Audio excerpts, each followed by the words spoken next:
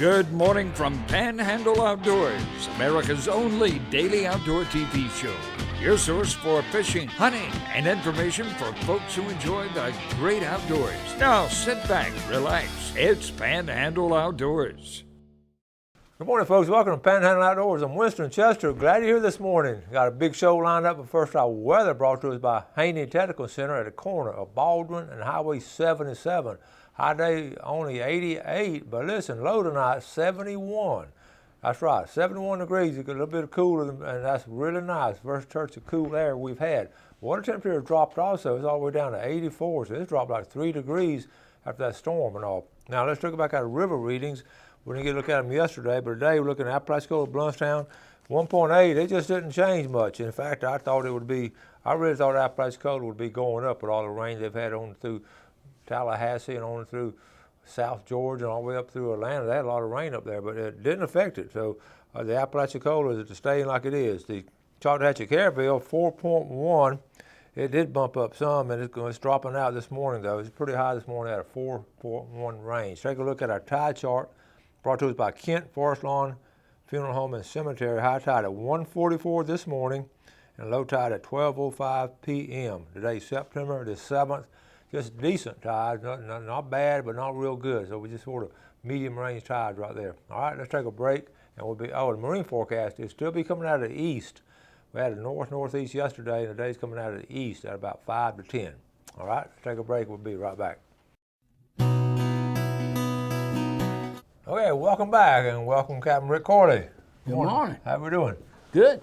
We're sitting here, we're just sort of flipping through full box, and Rick is just full of memories of those days. He's not quite as old as Captain Charlie Anderson, but we started looking and we're looking at the Anderson family, and they're fascinating. And so many people tell me they'll just, even they had the book a long time, they'll just pick it up and start flipping through and start reminiscing and start, and even if folks don't know any of these families here, they're just fascinated. I had a guy call me over Labor Day weekend from Louisiana. He wanted to buy 2 books. He'd seen a buddy of his had one. He wanted 2 out in Louisiana because he just appreciated ships and the old boats and the old heritage that we have along the Gulf Coast. So, Captain Anderson, Captain Charlie Anderson, how's your relationship with him? How was that? Well, when we came down, when they bought the property from us, and of course they bought the waterfront from us, they bought most of the acreage was bought from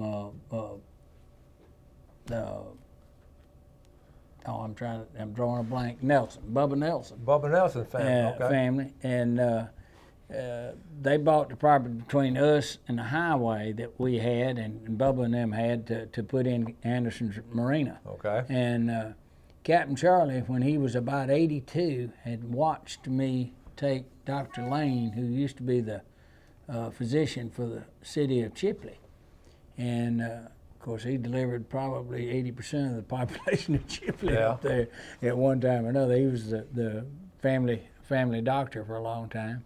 Well, he had a little Optimus pram that he built out of plywood, and he was teaching himself how to sail. So he told me, he says, if you want to, when I'm gone, you just take the boat and teach yourself to sail. Well, I turned it over 100 times if I turned it over once, and I wasn't doing too well with teaching myself because I didn't know enough to teach myself. And I was 9 years old, coming up on 10. I was real close to my 10th birthday. And Captain Charlie had been sitting on a cluster pile down there between the 2 marinas watching me.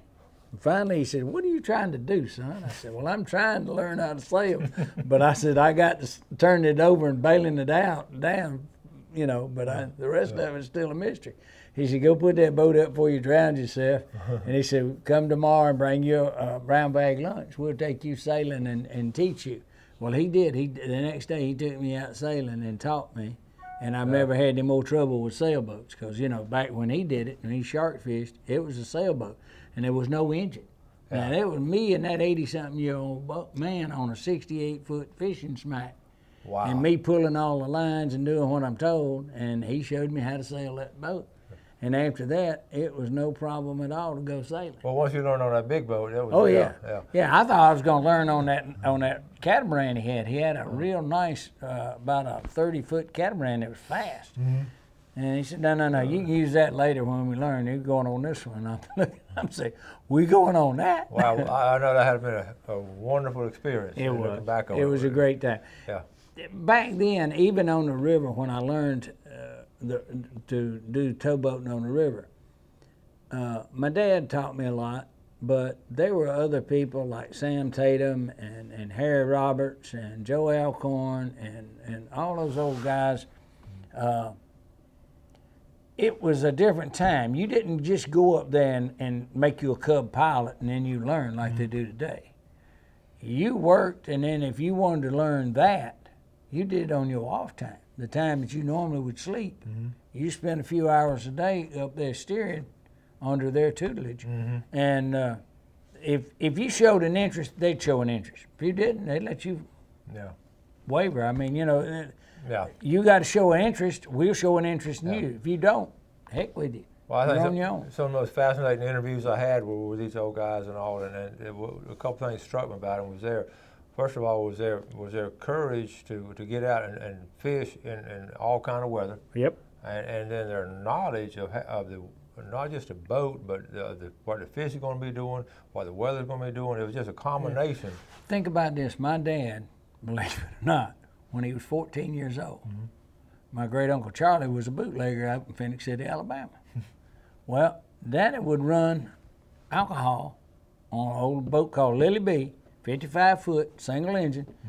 They would leave Phoenix City, Dillingham Street Bridge area and come down that river on moonless nights because the revenues would catch them if they didn't, if they had any daylight. Without lights, and there was no locks and dams. That river was wild then. Yeah. And they would go up the creeks and hide out during the day and sleep, and then run at night again. Then he would get to Apalachicola. Captain Charlie, not Captain Charlie, Uncle Charlie would meet Dad down there and bring him a roll of money like this, he said, and he would go from there, from Apalachicola, he'd sneak out and get by the cutters, and he'd go all the way across to Havana and buy label whiskey. Well, that was to give payola to the speakeasies for the justices of the peace and the local sheriffs that had the speakeasies, because it wasn't illegal to drink it, it was illegal to sell it.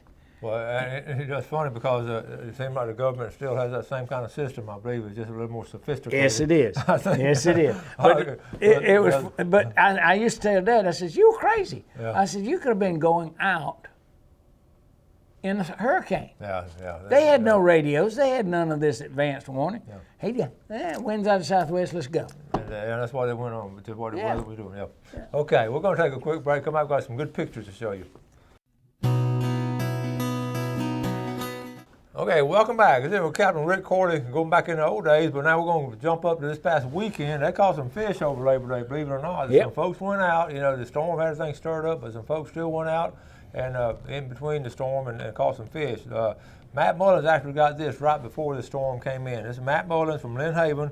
Matt works at UPS. I know Matt since he was knee-high to grasshopper. His wife Eva sent this, and he went diving. Now he lost his spear gun.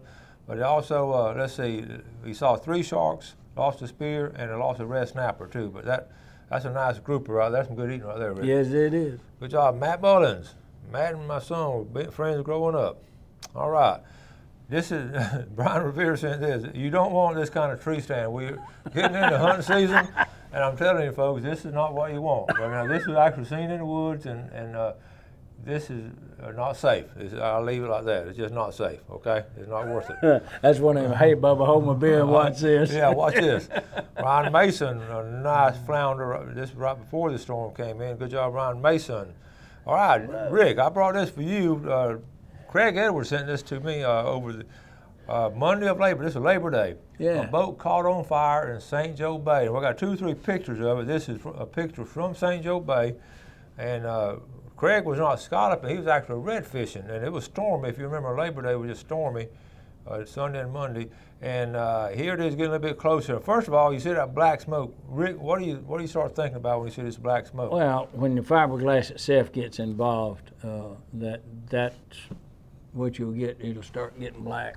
So, gasoline burns a little bit lighter than that, but when that fiberglass gets involved, And the acetone in there will pull that. Yeah. That's the acetone coming out. Okay, very good. I got a couple more pictures, a little bit closer, a little more fuzzy, but a little bit closer there. And one more picture. This is at a boat ramp.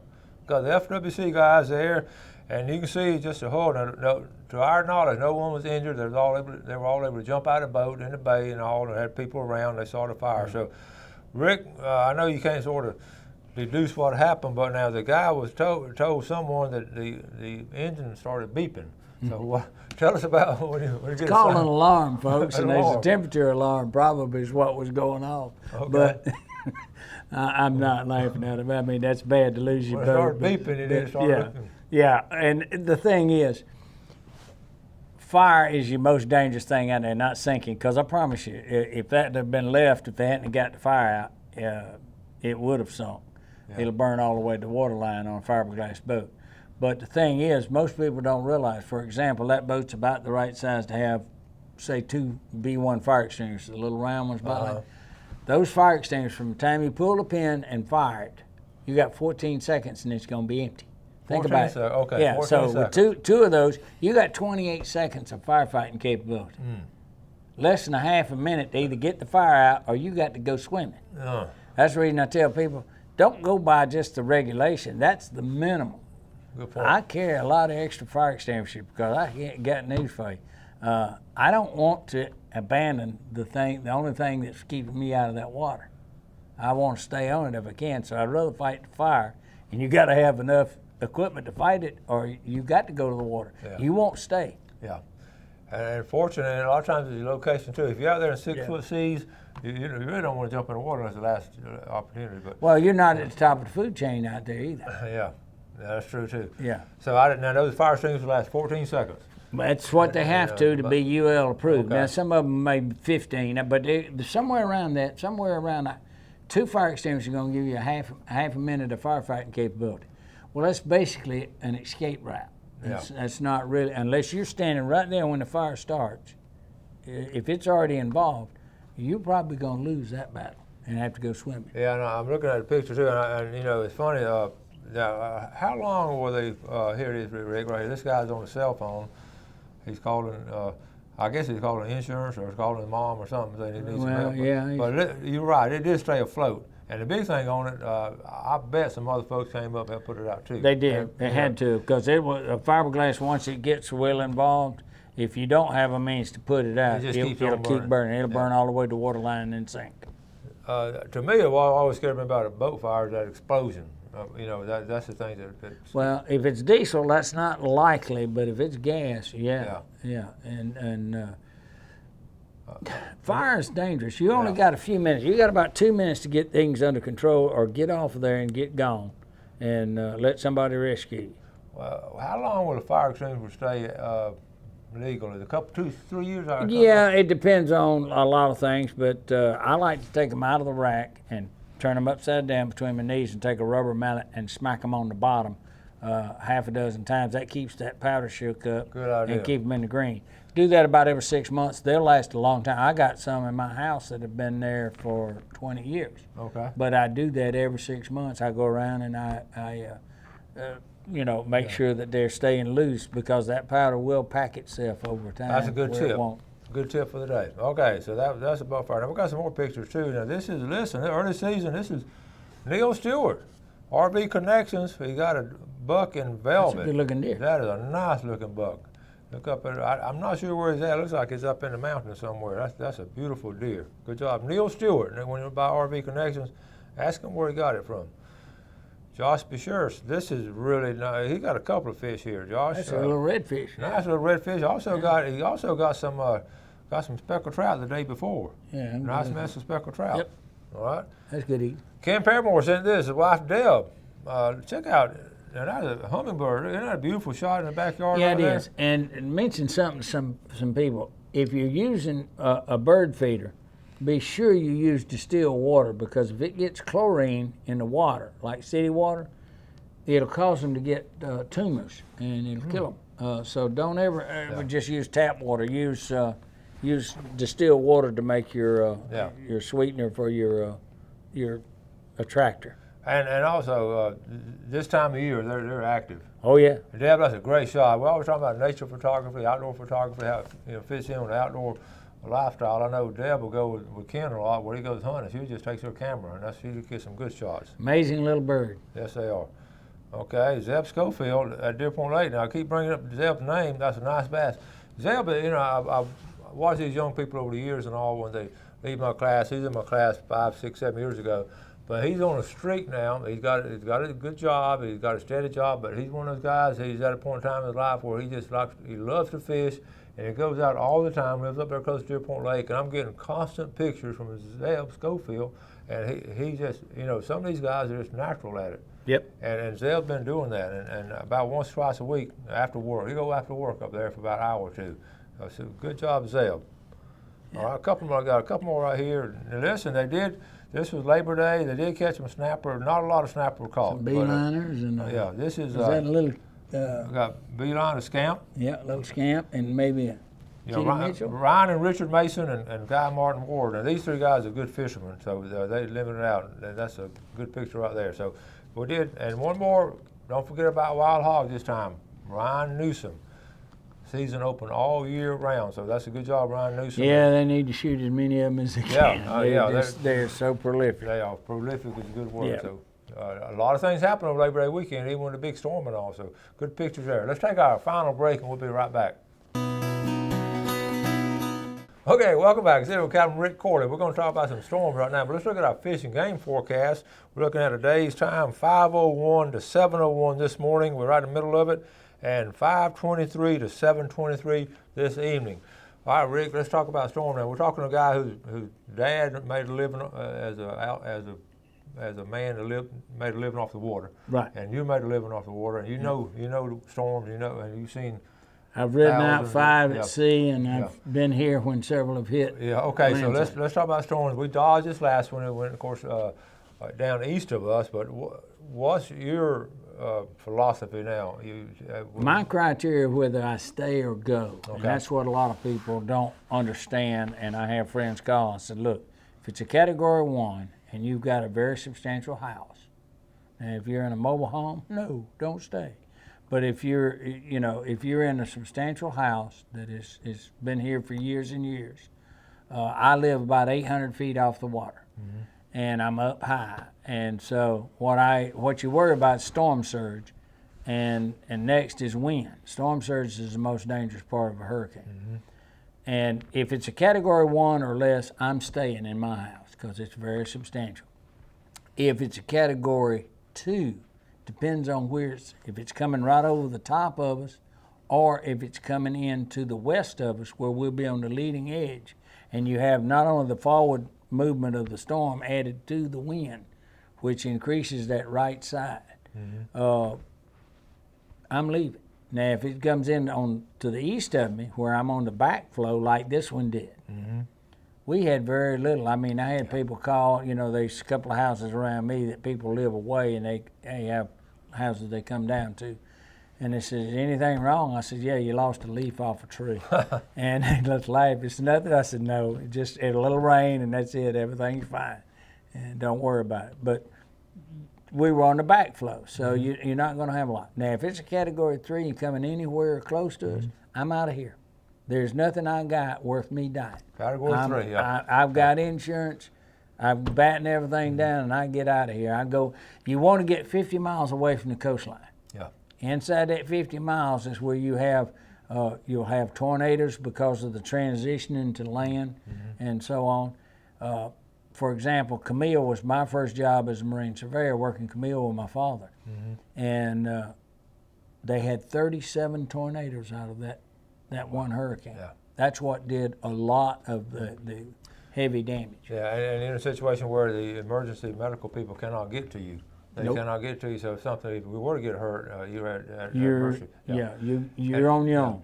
Yeah, and a lot of times we talk about being on the wrong side and right side. So that is so important. But Category 3, people get serious, and that's sort of when Opal hit. We were on the bad side of it, and it hit over toward Mary Esther. If we hadn't had those 2 cold fronts come down, yeah, Opal would have hit here as a Category 5. It was a 5 mid-Gulf and picking up steam. That's so true. And it pulled that cold air in under the backside, and it dropped, and it was a Category 2 by the time it made landfall. Yeah. And people were sort of lulled asleep by that. Yes. We remember that well. But it had built up. It was a Category 5 out there. So those waves and the storm surge came in as a Category 5, even though it was getting weaker. Exactly. That's and it changes so dramatically. It can change overnight. Well, when you go from a 1 to a 2, you're not just saying, oh, it's moved up a little bit. No.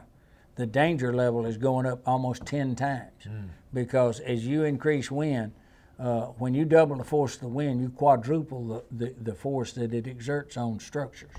So as the wind climbs, the power increases exponentially, as they say. And you don't want to mess with Category 3 and up.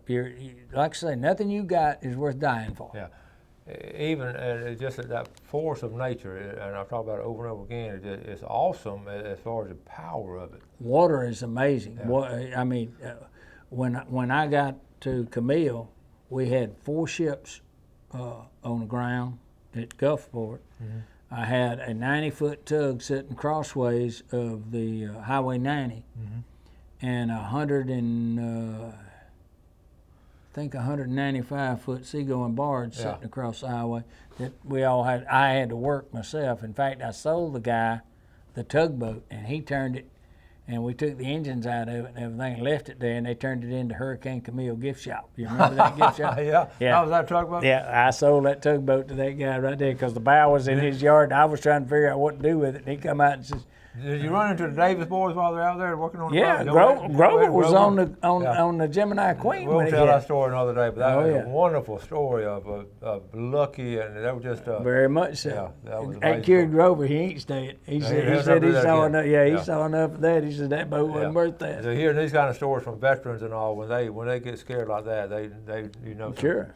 All right, we're gonna have to start wrapping things up. And Rick, thanks for coming on as always. Yeah. You got a busy day today. Got to go do a little boat over in Callaway today, and I've got one already scheduled for Friday. But we got a little more room, so if you got something going on and you need a survey, give me a call. All right, have a great day. Do something good. God bless.